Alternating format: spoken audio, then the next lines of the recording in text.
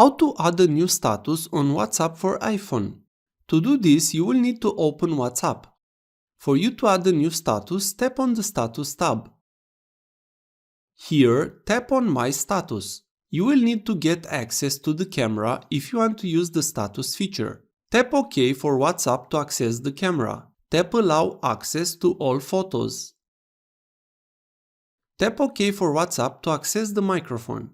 You will be able to post a status now. Let's select some photos. You can choose a video. You can take a picture now or a video for the status. You can add now on every picture and video a caption. Also, you can edit the image, crop it, add text, or do what you want on your phone. This is up to you what you present and how you edit the pictures and videos. On a video, you can trim and get only the part that you want to show. After you have finished this, just tap on the send button. Your status will be uploading now.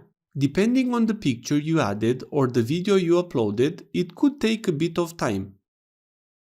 After the status has been updated, you can check who view your picture and videos. Tap on My Status. You will see the list of pictures and the number of views. If you tap on a picture from the list, you will see the status and also an eye icon on the bottom. You will see who viewed your picture. Also, here you will have the possibility to delete the image from your status and also to forward it to somebody.